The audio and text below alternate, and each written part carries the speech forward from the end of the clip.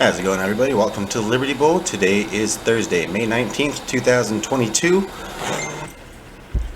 and we are going to be talking a bit about what I want the mission of this show to be. You know, what I'm kind of going for, which is basically trying to break the stigma between cannabis and conservatives and the I guess negative like kind of outlook that I guess gets associated with cannabis from conservatives. But as always, before we get into that, let's get into this.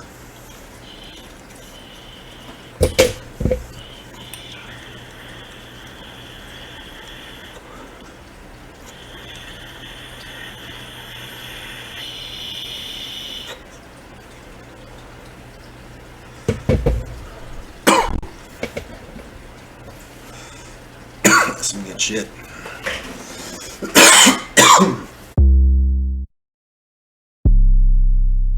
America is a nation that can be defined in a single word. I was going to put him. We're losing our democracy! More inflation. What a stupid son of a bitch. Wake up! Before we get into that, let's get into this.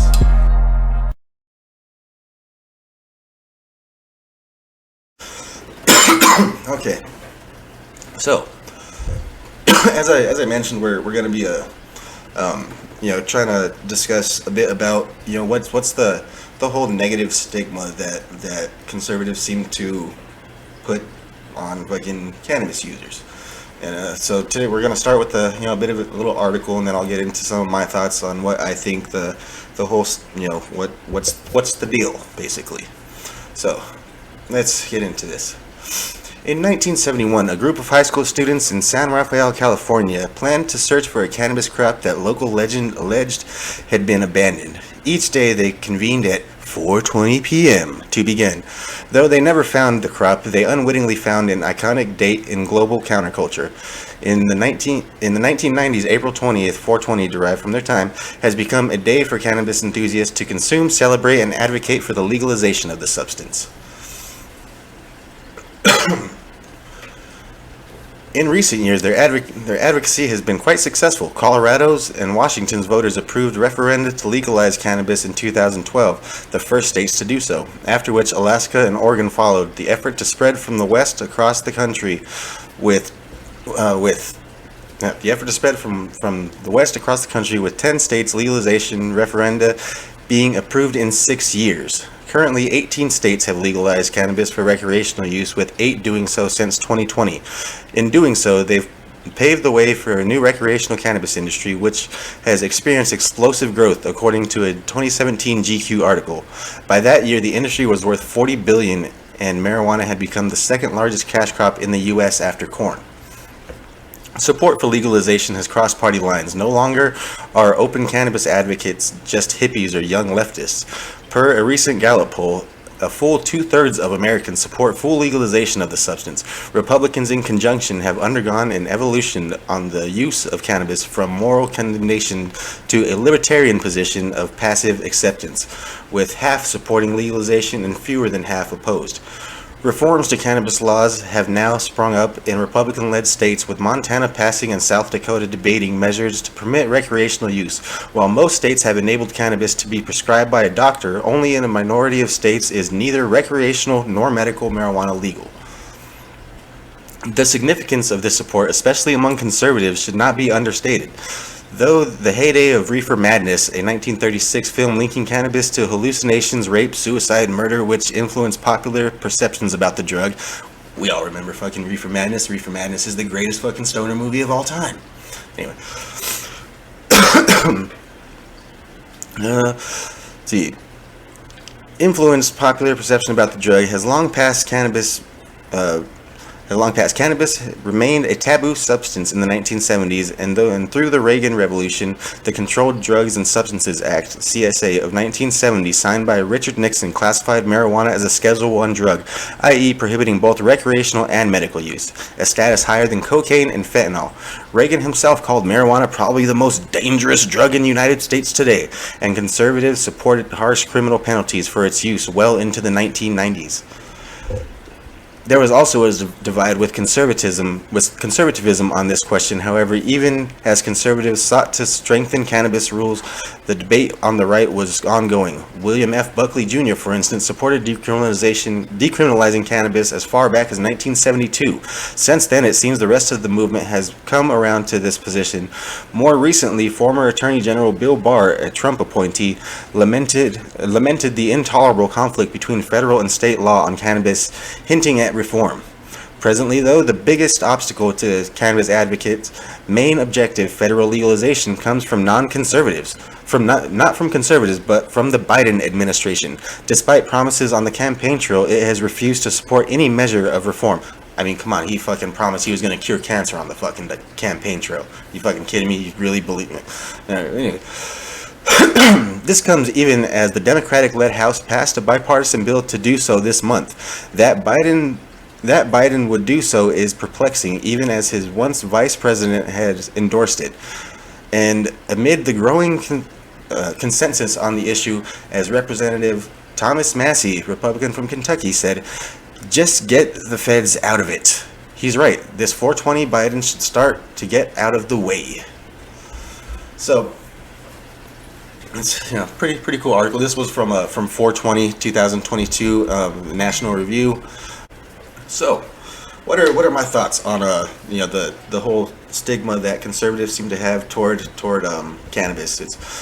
It's what I believe is basically the common consensus from the whole fucking authority, fucking right to do, the fucking the Nixon, the fucking drug prohibition, the whole this and that shit, the war on drugs, fucking they're so against it, they're so for the war on drugs and fucking this and that, and it's we're gonna win and all this and that it's even now with it becoming legalized almost all over the United States, and getting to the point of almost being federally legalized, there's still that stigma. It's not saying that conservatives don't smoke weed. Look at y'all, you motherfuckers watching this show right now. I mean, either you smoke weed or you're probably interested in smoking weed, and you're probably conservative because this is a pretty conservative show. So, I mean, that's basically what I'm trying to do here, because I'm trying to break that divide, that taboo, that fucking like fucking weed, that's fucking hippie lettuce, that's some fucking left wing ass shit, like it's become so mainstream these days that it's if you're still fucking for prohibition, you're fucking in the past. You've been left behind fucking a long time ago. And basically it's to the point where these types of people, fucking the whole Nancy Grace, fucking with her whole it's devil's lettuce, blah blah blah blah blah, let me tell you what, with all that type shit, it's really gonna push away a large demographic. Like I said, 2/3 of Americans agree that fucking cannabis should be legal, all outright legal, not fucking this and that, like fucking maybe for medical, like the motherfuckers believe it should be outright legal. It's completely fucking that's it. And that's 2/3 of American, which means, I mean, especially with the whole fucking large fucking migration from the left to the right, which is I'll explain that actually in a minute too, is going on. It's where if we kind of leave out, if we still keep stigmatizing and fucking demonizing fucking cannabis users, and this and that is just a bunch of fucking hippie pothead fucking tree hugging fucking lettuce munching motherfuckers, then we're gonna alienate a large portion of people that or just regular ass fucking Joe Schmoes like me and you that work hard, fucking pay our bills, fucking pay our taxes, fucking do what we gotta do and shit to fucking for society, what the fuck ever, we basically we're United States citizens, we're fucking regular ass people, you're gonna alienate people like that. So, why I think a lot of people are jumping ship from the left is, Elon Musk recently tweeted out, his like picture of, the bars and, the left, the right, the left, right, the left, right, and so what I think it is I don't think it's linear. I think it's circular, and there's the left, and then there's the right, and at the very bottom is fucking totalitarianism. It's fucking basically my way or the fucking highway, and it's basically, as I mentioned yesterday too, with the whole fucking progressives and conservatives, the progressives pull to the to the left, and the conservatives give in and say, okay, then we're going to hold the line here. What's gone with that, with the circle, is the left have gone, okay, no, we want more, and the right to go, okay, and the left to go, we want more, okay, and then it still seems like they're just a good divide, but the left seems to be reaching farther and farther toward this totalitarianism, as you take with say abortion, the whole Roe v. Wade overturning and shit. They're having a total fucking meltdown over the fact that the court is deciding to send this decision back to the states. That basically, so right now, I think it was Oklahoma I was reading earlier, is basically trying to, for the most part, basically almost ban it outright. But then at the same time, I mean, if I can go a couple states over and fucking, you could do it up to 9 months. That's what, if I can basically sending it back to the states would be with the overturning of Roe v. Wade. But still, they're having a fucking meltdown because they don't want compromise. They are down here. They are on the verge of totalitarian fucking rule, and that's basically why people are kind of jumping ship and like, no, we kind of like freedom, and so it's slowly going to start tilting the tables back toward the American way. At least that's my hope. I don't know. That's what this show's all about. We're trying to fucking red pill people. We're trying to wake people up to see the hypocrisy of what's going on the left with their whole fucking gaslighting and all this and that shit. They fucking gaslight so much, it's ridiculous. But that's what we're trying to show here, and these are the stigmas we're trying to break, and we're trying to basically come to this day and age of patriotism and American society. And that's what we're trying to do here with the show.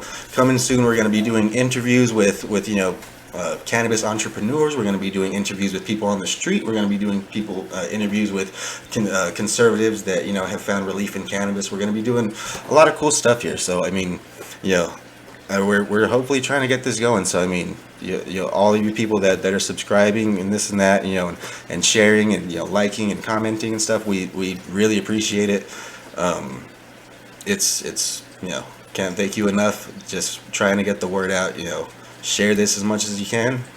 Try and invite people. Leave comments. I'll talk to you in the fucking comments. I don't even care. That's what free speech is all about. Even if you think I'm a fucking idiot and you think I don't know what the fuck I'm talking about, and you think, you have a better idea, tell me, please. I'm dying to hear it, because that's what free speech is all about. That's how we solve problems. I could be wrong a lot of fucking times, but if all you do is tell me I'm a fucking idiot, but you don't if you don't say why, I'm gonna completely fucking dismiss you, because then you're just fucking yelling to yell.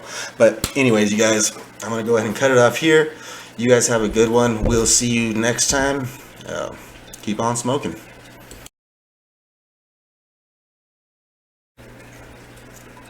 Hey, look at me, man. I look like I could be Fox News' Brian Stelter, aka the warmongering establishment Stackwell Republican known as Sean Hannity. Subscribe to our YouTube page, or better yet, find us on Rumble to get more fat bowls, fucking good news, bad news, fucking crazy opinions, and good times. Fuck off.